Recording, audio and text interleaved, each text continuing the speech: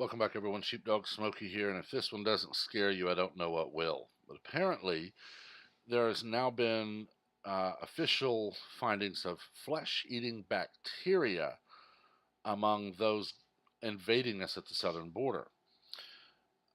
A flesh-eating bacteria was found on one of more than 300 migrants taken into custody Thursday near Antelope Wells, New Mexico. A man detained with a group of ignorance Thursday notified an agent while being processed at the Border Patrol's Lordsburg station that he had a growing rash on his leg and needed medical attention. He was taken to a hospital.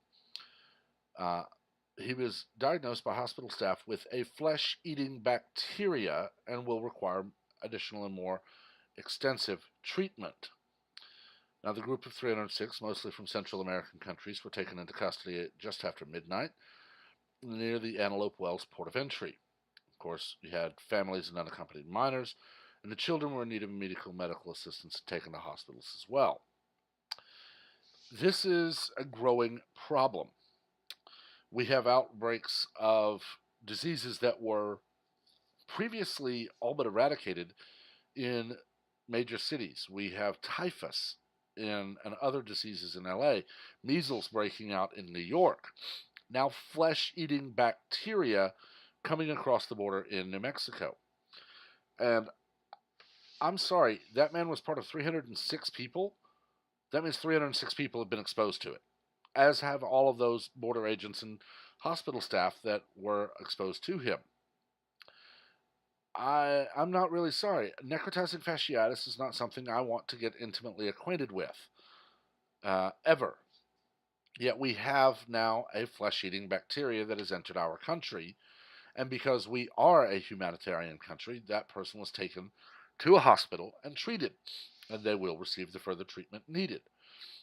But how many of these cases of these diseases that we thought we had basically knocked out for good coming back into our country, spread by people who read one debunked internet story about all vaccinations are horrible, so don't vaccinate at all, so their kids are now spreading all these diseases?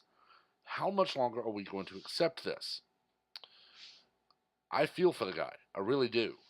I can't even imagine what it would be like having a flesh-eating bacteria.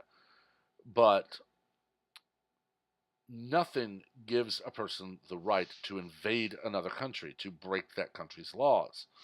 How many people in Mexico, as this man marched north, were exposed to this deadly bacteria? And flesh-eating bacteria are almost routinely considered deadly because they eat your flesh. How many people are exposed to it now and don't know, and may or may not get treatment in time? How many people has this man possibly sentenced to death?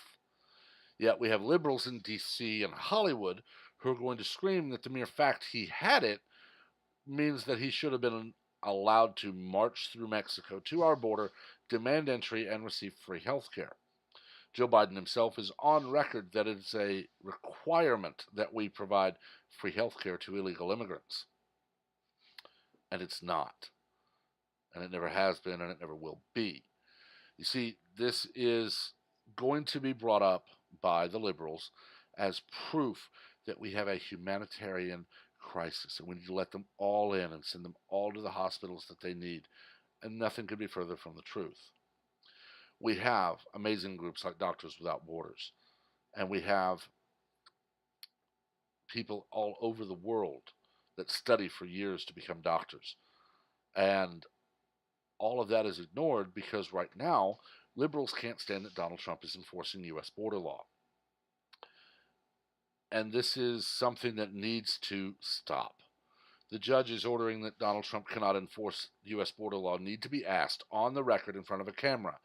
What does the law say is the proper way to enter our country? A, come to a authorized border crossing and request access. B, sneak in through a hole in the border at night. Or C, just show up in a massive group and demand entry. And ask them that question on record as to what the law states. When they either lie about it and need to be called out, or they actually tell you what the law says, ask them, why then are you telling the head of the executive branch not to enforce that law? Make them say, because it's Donald Trump, and he's not allowed to because he shouldn't have won.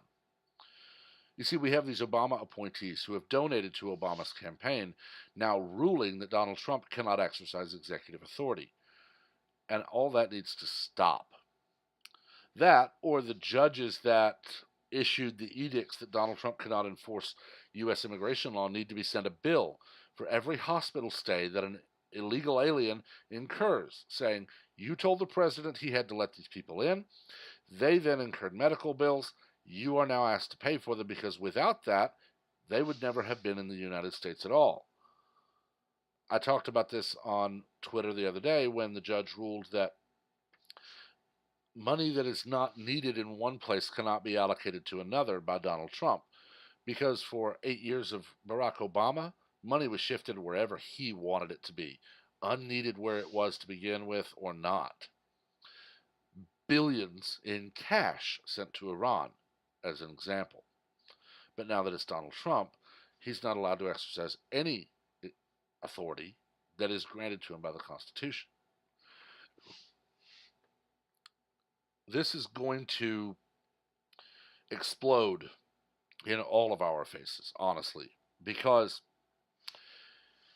when you have this many people marching through hellish conditions, arriving horribly sick, you don't know what the effects of all of them, with all of the various ailments they have, being in close proximity to each other, will do. We could see a new strain of influenza that is resistant to all flu shots. We could see a new strain of measles that our vaccine can't even touch. We could see an outbreak-style epidemic of a disease we've never heard of, and millions die, as Democrats blame it on the very people they hampered from stopping it. And I honestly don't know what's going to be worse. Democrats basically telling the president, we're impeaching you for doing your job, and the country fracturing and ending, or them getting their way and an outbreak happening and finally being shown for what they are when they say, see, you didn't enforce the law, so this happened. Because at that point, I guarantee you, Donald Trump and his attorneys will say, I'm sorry, no. This judge that you went to stopped me from enforcing the law, as did this one and this one and this one. You refused to allocate funds I needed to enforce the law. Therefore, I was not able to do my job because of you. And the country will fracture and splinter and be over. Neither are preferable. But I've talked about this long enough. I honestly don't know what else can be said. Let me know what you think in the comments. Just remember, keep it civil. We don't learn from argument. We learn from debate. As always, please remember to like and share this video, as well as to subscribe and turn on notifications so that you're among the first to know of all new content as it is posted. Until next time, everyone have a wonderful day.